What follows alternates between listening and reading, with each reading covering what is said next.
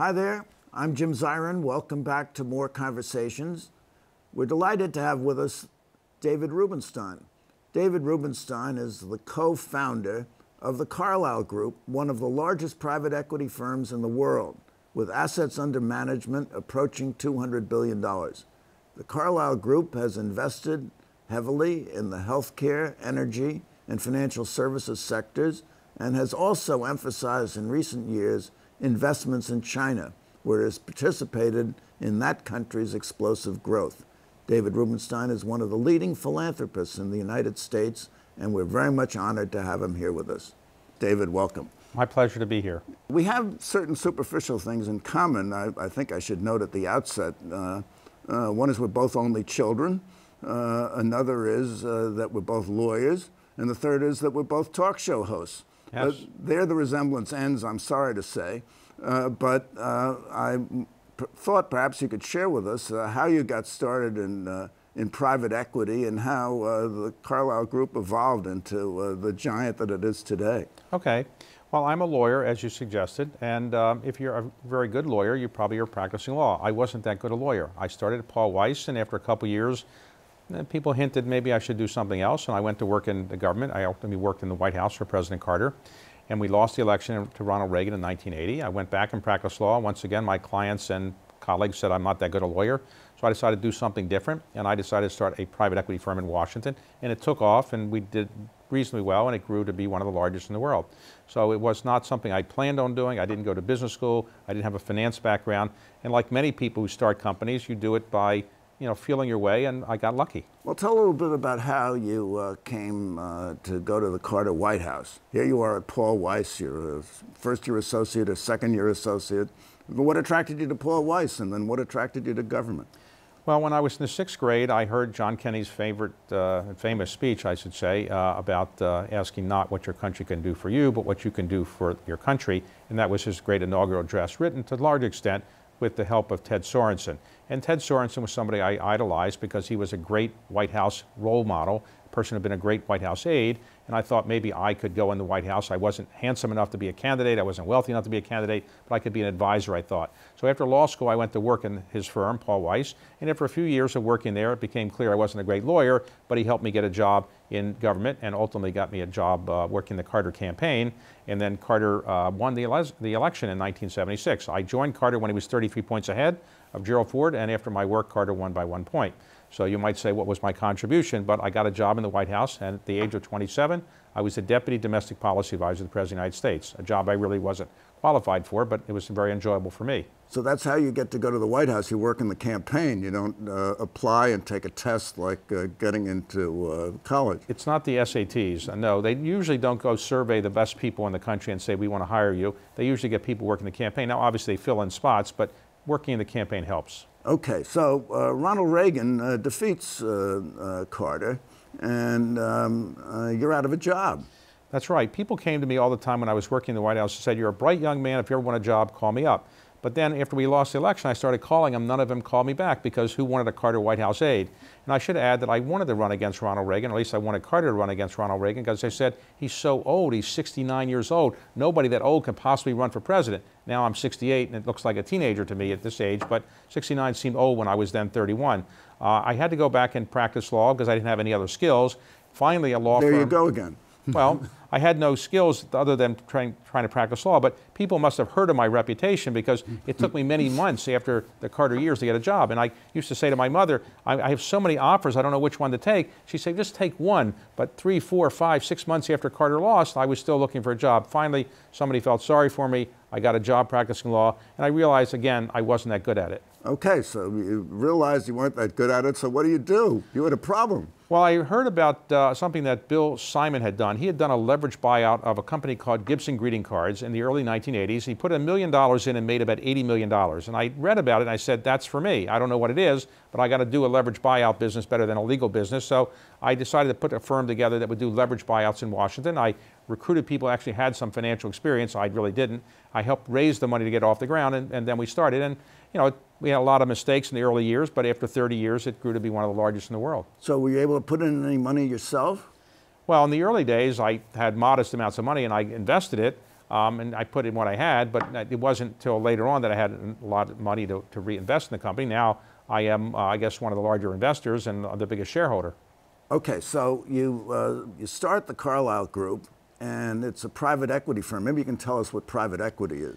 Private equity is essentially a two-word phrase that means to some people investing in privately owned companies, fixing them up and then taking them public or selling them at a pretty good rate of return. Some people would include venture capital in it. Some people would say private equity means just buyouts. But using the generic term of private equity, it's any type of private investment in a private company where you're designed to get 20, 30% annualized rates of return after improving the company or doing things that make it much better than it was before. So you don't invest in public corporations that are listed on the stock exchange? Historically, private equity firms don't do that. Now, so occasionally they now take some stakes in minority stakes in publicly traded companies where they might later take the company private, but generally it's designed to do things in the private setting. Now, you started the Carlyle Group in 1987, and you've averaged over the years something like 17 to 20% rate of return. It's phenomenal. Well, we've done well, but other firms have done well also. Can you get in? Do you need $200 million to get in, or can you get in with $1,000? Well, it's hard to invest with $1,000, so you can buy our publicly traded stock. Though I don't know if I say that, I'll get in trouble with the SEC. But the truth is that most people invest in private equity. Well, you didn't say buy it, you said you could buy it. Right, you could. Most people who invest in private equity are investing in longer-term funds, which typically have a 10-year duration, 5 years to invest, 5 years to exit. And generally, the typical minimums have historically been around $5 million. Some days, you can maybe get into some other private equity vehicles, smaller amounts. We have vehicles that you can go in for $50,000, but generally, it's not somebody who's putting $1,000 in that's going into a private equity fund, but you can in the future do that. I think in the future, 401ks and IRAs will be allowed to invest in private equity. Now, what accounts for the phenomenal success of the Carlyle Fund? How is it you succeeded where so many others have failed? Well, there are others who have succeeded as well, but what we did is we were very focused on doing well for the investors. We always aligned ourselves with the investors. We put our own money alongside theirs. We were very focused on having expertise in given industries. We did some things to make the companies better. We brought in people who had operating experience. We did many different things. We had our failures too. We've done about 1,000 deals over 30 years, and not everyone's worked out. But on the whole, they've generally worked out, and we've done pretty well. And the Carlyle Group has also been a player in the area of social responsibility, and I know that you're a leader in that field, corporate responsibility. Right. And I noticed a column by Andrew Ross Sorkin where he says that the private sector should take the lead in gun regulation. Is that something, an issue that you've thought about and addressed? Well, you've got lots of things that you've just put on the table, so let me address that. We are interested in corporate social responsibility. Any private equity firm that's very good will worry about those kind of issues. Clearly, we want to do things that are sustainable. We want to do things that don't harm the environment, and we're very sensitive to that. In terms of gun control and gun regulation, that is not an area that we have historically been involved with as a firm. But when I did create the firm, I said I didn't want to invest in things that I thought were inappropriate. So we don't invest in tobacco. We don't invest in firearms. We haven't invested in gaming. We haven't invested in alcohol. Now, we might moderate some of that, but we would not invest in firearms. And so we don't do that. Now, whether private equity firms have the ability to change government policy, I don't know. Okay, so let's talk about China, where you have invested. What attracted you to China, and what have you done there? Well, China is a place where we are probably the largest of the global private equity firms investing there. We've done a great many deals, about 100 deals there, and it's been quite profitable for us. We have a large part of our workforce there. China is the biggest economy in the world, as measured by purchase price parity. It's actually bigger than the United States, and it will continue to grow. We've got 1.4 billion people, a lot of consumers, and an enormous growth rate. They've been growing for 30 years in a row. They grew at 10% a year. They're now growing at about 6.5, 6.9%, but that's still much higher than we're growing. We're growing at maybe 2%. So it's an incredible opportunity to invest in government-owned companies or like state-owned enterprises where you can buy a minority stake and openly privatize it, or entrepreneur-driven companies like Alibaba or Tencent. And there are great opportunities there. And you know, if I was starting Carlyle all over again today, I might start it in Shanghai. You're a frequent traveler to China, aren't you? I go there many times a year because that's where we have a lot of our employees. That's where I meet with a lot of our investors, and I find it to be a fascinating society. Yes, absolutely. I've been going there for many, many years. Okay, so you recently returned from the Global Economic Forum in Davos. President Trump went there and gave an address.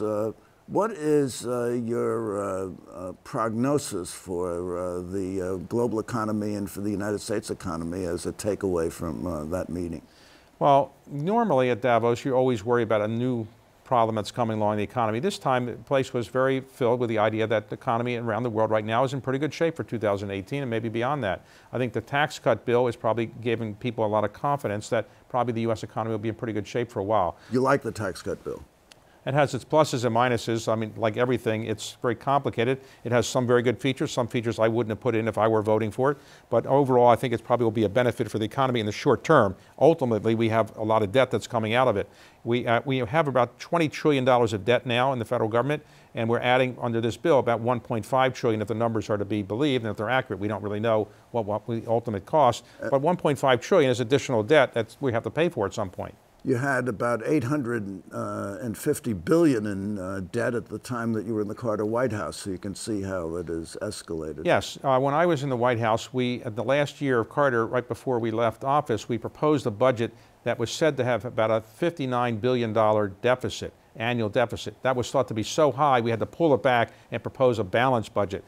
But today, we have budget deficits that are about 1.2, 1.3 trillion a year. So we have a serious problem. Now, I just had my first grandchild, and maybe when she's my age, she'll begin to pay this debt off. At some point, somebody's going to have to pay it off. I'm probably not going to be around to have to pay off that debt. With the prospects you've given us for the global economy, what's your take on the tremendous volatility we've seen in the stock market?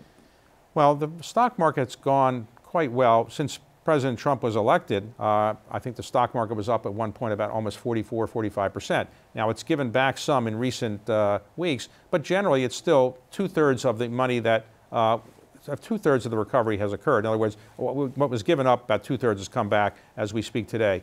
Generally, the stock market was probably due for a modest correction. It had gone up quite rapidly. Generally, I think the U.S. economy is in pretty good shape for these reasons. One, we have low interest rates. While they're rising, they're not rising to the level that I had when I was in the Carter administration, when they were 12 and 13 and 14%. Secondly, we have very low unemployment, historically low in many cases. Third, we have a lot of credit availability. Fourth, the U.S. economy, I think, is becoming more productive.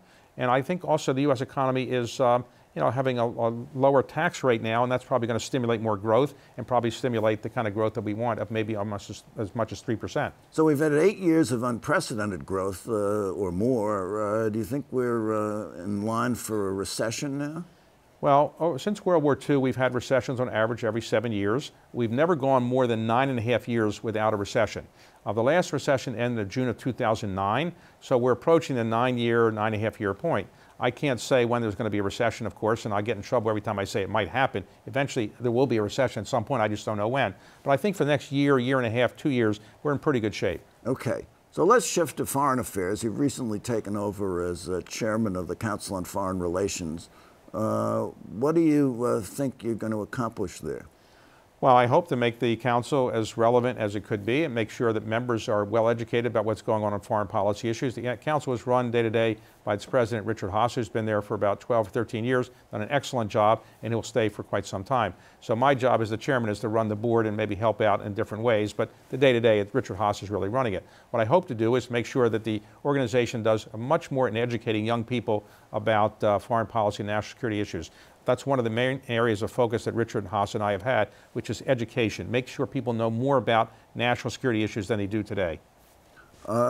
What about the national security issue involving the Russian hack and interference with our elections? Is that an issue you think would be addressed at the council? Well, the council will, of course, have conversations about it, and it's something we're going to discuss. It's a major issue. You've had this hacking of this election. I think that's clear, but it's probably there was hacking of other elections, probably the most recent German election. Some people say that that was hacked. Maybe the Brexit election was hacked. French election was hacked. The French election, the Spanish election, and it may not have been the first time this effort was made in the United States. So I don't really know. I'm not an expert on it, but I do think that we ought to do better things to make sure this can't happen in the future. I'm not sure we can completely prevent it. Now, let's move on to philanthropy, where you've been a major player. Right? You've been board chair at a number of philanthropic institutions, educational institutions, as well as the arts. What has been your approach to philanthropy, and particularly if you'd be good enough to address patriotic philanthropy, which is one of the areas of interest? Sure. I came from very modest circumstances. My father worked in the post office. He never made more than $7,000 or $8,000 a year. So you share that with Lloyd Blankfein? Well, our father had the same job, actually, same job. They weren't mail carriers, they worked as postal clerks. And so we both came from very modest circumstances, as Lloyd and I have talked about it many times. He and I are very fortunate. In my case, I made a fair amount of money in the latter years of my life. Now I feel I want to give it back to the country and give it back in ways that repay my obligation to the country for the good fortune I've had. So I give a lot of my money to education, a lot of my money to medical research, a lot of my money to cultural organizations. But one sliver of it is for what I call patriotic philanthropy, to remind Americans of our heritage, the good and the bad, and to help Americans learn more about our history. So I bought historic documents like the Magna Carta, the Declaration of Independence, put them on display so people can see them. Hopefully they'll read more about it when they go home and become more informed citizens. And then I've tried to fix things like the Washington Monument, the Lincoln Memorial, and other historic monuments so people will go there, visit it, and learn more about our history. Very few people take civics courses anymore. Very few people know much about our history. Very few people, I think, are as well educated as they should be about our history. And so I'm taking my little role and trying to do something about that. Well, Magna Carta was 1215, long before the United States of America was a gleam in anybody's eye. Why did you want to, there are very few exemplars of Magna Carta outside of England, I think only 3. You have one of them, which you gave to the National Archives. Why Magna Carta? There are 17 extant copies, 15 in British institutions, 1 in the Australian Parliament, and only 1 in private hands that I now own, and I put it in a long-term permanent loan to the National Archives. It was actually more important in our country than in England because it was ignored in England after it was put into effect for many years. It didn't have that much impact in England for quite some time as the Parliament rose and other things happened there. In the United States, when the charters for the colonies were granted, they said you have the rights of Englishmen if you live in these colonies. And so when we had the dispute with England in 1775, 1776, many of the colonial leaders said we have the rights of Englishmen, the rights of the Magna Carta. So if you read the documents written by Thomas Jefferson, John Adams, and others at that time, they cited the Magna Carta as one of the reasons why they felt they were not being given the rights that they were entitled to. And so it did have a big impact in our country. Certainly impacted the evolution of the concept of due process of law, which is fundamental in the Constitution. Absolutely. The Magna Carta, the original Magna Carta in 1215 said that there should be a due process really for barons, but ultimately expanded to everybody. But due process has been one of the most important things. That's called trickle-down. Well, whatever it's called, it originally was supposed to apply just to barons, but now it applies to everybody. And it's been one of our most important precepts in our law, which is everybody's entitled to equal and due process. Let's just talk about your talk show. How did you get into the talk show business? You have this wonderful talk show called Peer to Peer on Bloomberg. And as a matter of fact, even before that, you were interviewing people. Are you a closet journalist? Well, I wouldn't say that. What actually happened was this. I was asked by Vernon Jordan to take over as the president of the Economic Club of Washington. My job was to get business people to speak and then ask them some questions. But I found that most business people were relatively boring speakers and they were losing the attention of the audience. And so in asking the questions, I would try to liven things up with some humorous questions. It seemed to work. So about 10 years ago, I abandoned the format of speaking and I just had people be interviewed by me, and it worked well. And then Bloomberg saw it and said, why don't you put it on TV? So it's not something that I would say that I'm a professional at, but it's something I enjoy. It's my hobby. I don't play golf, so this is what I do instead of playing golf. Well, you interviewed Donald Trump at in December of 2015 at the Economic Club of Washington. It was an hour-long interview, and find it on YouTube. It's really quite fascinating. What was your take on Donald Trump, and what happened there? Well, I invited him to come. I was always looking for speakers, and people said that he would be a draw, and he was. We drew about 800 people. It was covered live on C-SPAN. And he told me he liked the interview, and he told me in the green room to ask him anything I wanted, but ask him if he was going to run for president. I said, President of what? He said, President of the United States. I said, look, I've been around a long time. You have no chance of getting elected. But obviously, I was wrong. He also asked me to ask about his hair, and he said people always ask about his hair, and he wanted to make sure people knew that it was real. It was a good interview. Some of the clips have been on YouTube. One of the questions I asked him was, Donald, I called him Donald then, do you ever have any self-doubt? I mean, I have had self-doubt all the time. I always have self-doubt. Do you have self-doubt? And he really didn't have any self-doubt. He really struggled with what self-doubt was. So clearly, he's a person, a very confident person, very self-assured. Well, it's hard to have self-doubt and make your way to the White House. But did you ask him the question in 2015 as to whether he planned to run? And what did he say? He said he was looking at it. Yes, he said he was looking at running, and I didn't think he had a chance of winning because no business person had ever been elected president of the United States. He had never been elected to anything. So I was wrong. I've been wrong about most presidential elections, as it turns out. So I thought Carter would get reelected, and I thought Hillary would get elected, but I've been wrong. Do presidents make good business people? I mean, you've had at least two presidents, past presidents, one past, one future on your board at the Carlyle Group, the two Bushes. Well, we've had former President Bush 41 serve as an advisor. He wasn't doing business deals per se, but there's no doubt that if you have a former president speaking at a dinner, you're more likely to draw people than if David Rubenstein is speaking. So not anymore. Well, I think so. So there's no doubt that having former presidents, secretaries of state will be a draw to a dinner or something like that, and that's what we did with those individuals. Do you still have public figures, either past, present, or we haven't done that. That was done probably in the early days when we weren't as well known. So when Jim Baker joined our firm as a former Secretary of State, he's obviously well known. It gave us credibility. As our organization has grown, the organization's track record itself is the credibility. So we don't really do that so much anymore. Well, let's talk a little bit about peer-to-peer. You have had some marvelous guests. I wish I had them. You had Oprah. You asked her whether she was going to run for president. What did she say? Well, it was a little tongue-in-cheek. I said, it's clear that you don't have to be experienced as an office holder to run for president, so why wouldn't you consider running? And she played with it, and, as an experienced television person, she kind of played with it a bit, but I don't think she's really going to run.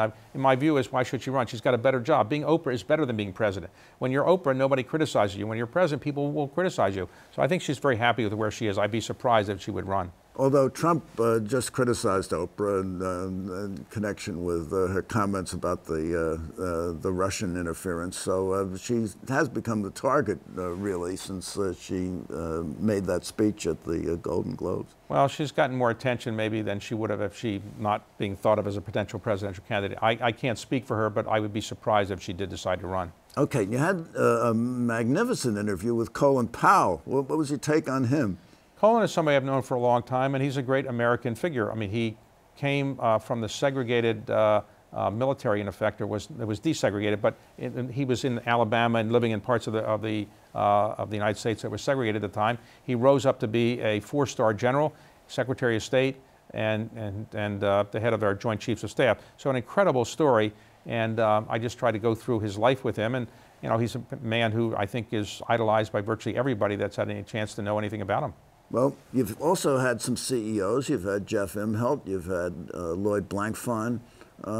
Which has been your favorite interview? Well, it's like asking which of my children are the favorite, so I'm not going to say. It's like if I ask you which is your favorite, and I would say that I've enjoyed them all. I prepare very carefully for them. I know the people I'm interviewing generally pretty well, and I try to do it in somewhat of a little tongue-in-cheek from time to time, but generally have a serious discussion and try to give people a sense of what made these people great, what made them leaders, and what makes them tick. So we're drawing to a close, and I wanted to ask you, of all your many enviable accomplishments, you're certainly one of the wealthiest men in the nation. You are a great philanthropist, a talk show host. What do you view as your most singular accomplishment? What I'm most proud of is that my mother used to call me up and tell me when I was giving away money here and there, you're doing something useful. When I was making money, and Carlyle was doing well, she never called me and said, David, I'm really proud you made another IPO, or David, you sold another company and made a good profit. When I started giving away money, she would call me and say, now I'm really pleased with what you're doing. So I call it the mother metric. When your mother calls you up and tells you you're doing a good job, what more can there be in life than that to make you happy? Is there something more you'd like to accomplish that you haven't accomplished yet? Well, I'd like to live a long time to do the things I'm interested in. I'm now 68 years old, and I have an actuarial life of another 15, 20 years, something like that. There's not likely that I'm going to be around forever. So I'm going to try to give away my money while I'm alive so I can see where it's going. I want to make sure that my children grow up to be responsible, happy, healthy adults. And my grandchild now, and hopefully other grandchildren, will live to be in a world where there are many, many things that are better than they are today. But generally, I want to make sure my company is doing well. I want to make sure my philanthropy is doing something useful. And then ultimately, I will do what is the hardest thing in life to do, which is to be happy. Personal happiness is the most elusive thing in life. I'm personally happy, but I always want to be happier. So I have a question for you, David Rubenstein, and that question is, you're a man for all seasons. What do you see as your greatest legacy?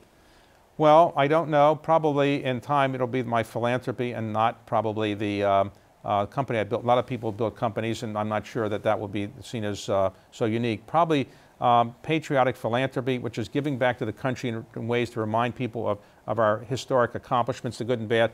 Probably I'll be better known for that than building a company or other philanthropies, because many other people are doing some of the other things that I'm also doing. That is just wonderful. So David Rubenstein, thank you so much for coming by. My pleasure to be here. And thank you for coming by.